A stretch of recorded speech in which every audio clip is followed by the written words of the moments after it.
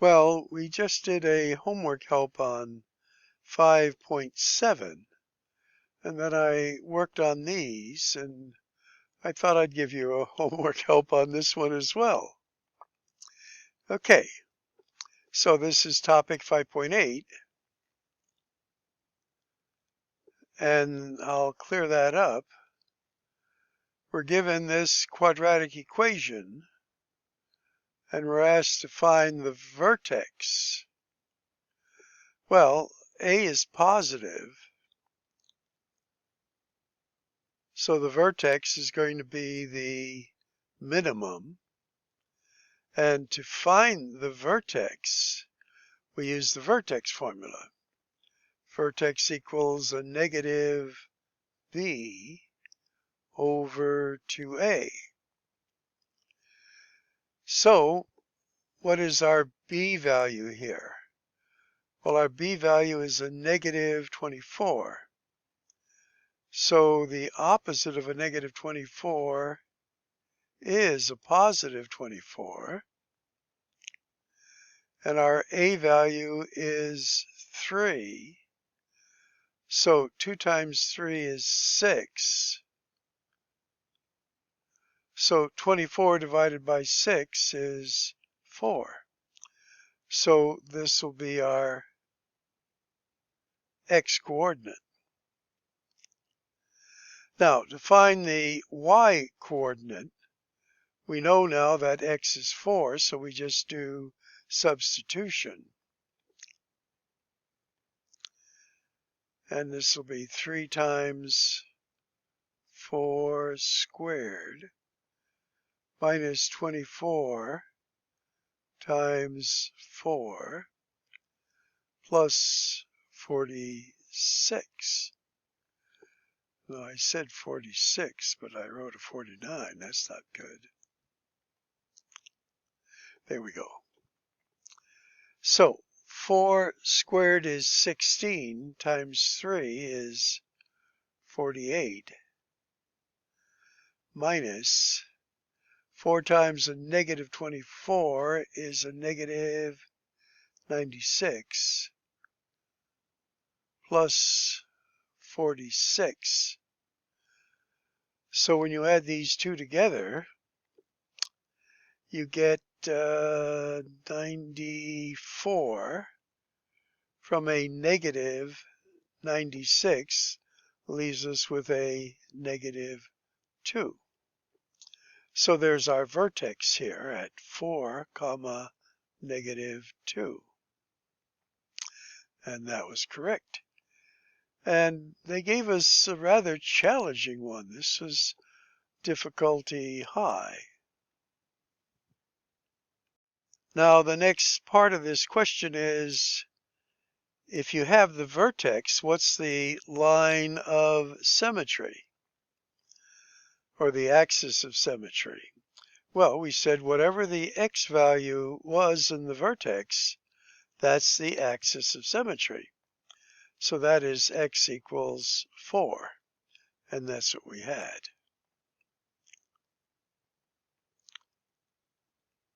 Now, the next one, they're going to ask us find the X-Intercepts. And they're also going to ask how many X-intercepts do we have? Well, if we were to plot this on a graph,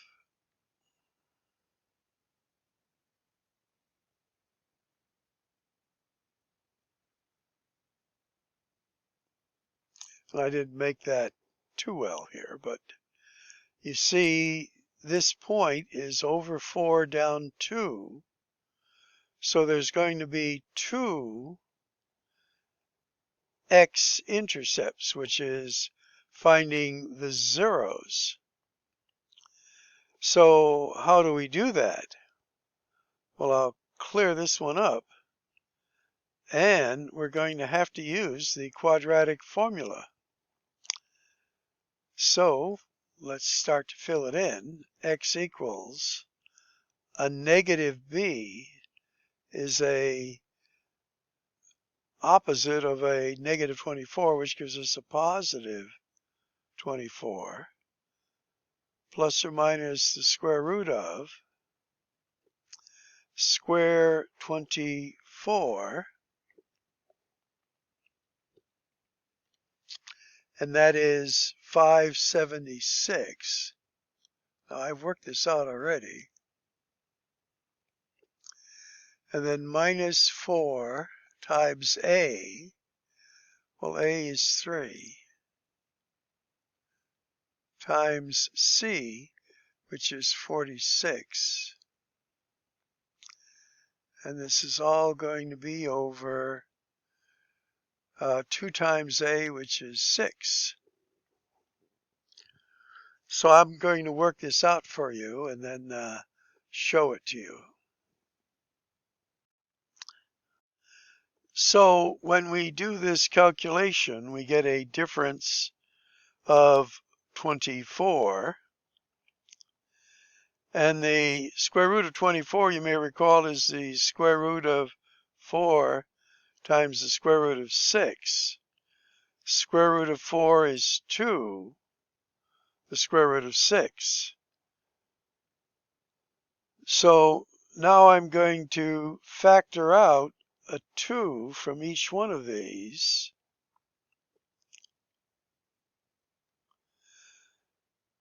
A 2 comes out of there and I get a 12. 2 comes out of there and I'm just left with the square root of 6. And 6 is 2 times 3. So I have a common factor now of 2's. So I could cancel those out or just show that by erasing them. So putting this then as an ordered pair, this will be 12 minus the square root of 6. That was this one over 3. And then your y-coordinate is 0.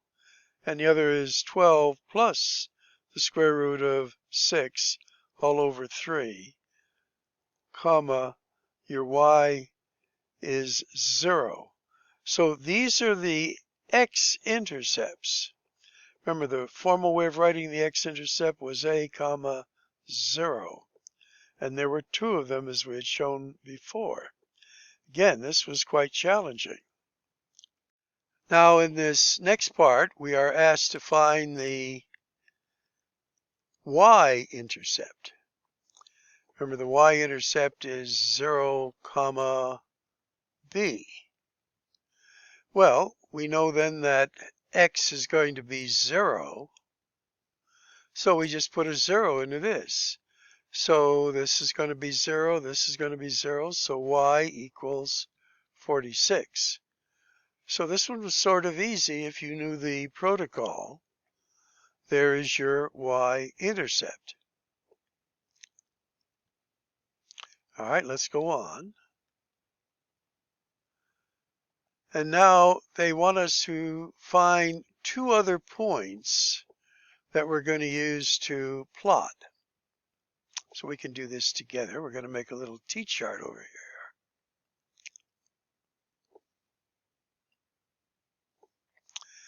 X, Y. Now we already have one of the points, the vertex, which was 4, -2. We've got to keep that in mind. Now we need to find 2 other points. So let's use a 1 and a 2. Again, the equation they gave us was so large that that's always a challenge. But if we do some substitution, we're going to use X as 1 here. Let's do it right over here. So 3 times 1 squared minus 24 times 1 plus 46. Now this is going to be a 1 squared is 1 times 3 minus 24 plus 46. This is 49 minus 24 is 25. So that's what I got. Now we're going to do the 2. Well, 3 times 2 squared minus 24 times 2 plus 46. So 2 squared is 4 times 3 is 12. This is minus, carried away there, 48 plus 46. So this is 58 minus 48 is 10. So these are our two other points that we found. And then we'll go on to our next one here. Now, for this one, we had to use the data we collected in our t-chart. And when this graph originally appears, the dot of the vertex was at 0, 0. So I had to grab it and physically move the dot down to the vertex, 4, negative 2. So there's 4, negative 2. And then if I were to try to plot this one, 125, I'd go 125 be off the graph. But fortunately I had 2, 10. So I took one of these points here, which was down here. I moved it over to 2 and then up to 10. And then since we have our axis of symmetry, what I did to this side became that side as well. And then this is the graph of this. But again, you'll have to work on your skill of moving points and figuring out the t-chart. Again, this was rather challenging. And we've done one like this in our flipped classroom video. And it was actually just multiplying x times 15 minus x. And we want to find the maximum of this. So this was 15x minus x squared, which is, in a sense, negative x squared plus 15x. And we want to find the vertex. Well, the vertex is negative b divided by 2a. So our b value is 15, so that would be a negative 15. And our a value is a 1. So negative 1 times 2 is negative 2, which gives us 750, a positive. So again, knowing the protocol for doing this made this so much easier. All right, let's go on. Now, notice we're only on question 3, so that one took a long time to do. And we've done some like this too, where we have a platform. We're going to throw something up into the air and then have it land on the ground. And the equation for this is a negative 16t squared. Now our initial velocity is 106 t. And then our height initially we said was 15 feet. So this is our example, and that would be equal to 0 if we wanted to see when it hits the ground. But they're interested here in finding the vertex. Again, it would be a maximum up here. So what is the vertex? So again, the vertex formula is negative b over 2a. So this is going to be a negative 106. Now a negative 2a, a is a negative 16, so this would be a negative 32. And they want us to round that off to 2 decimal places. So this becomes a plus.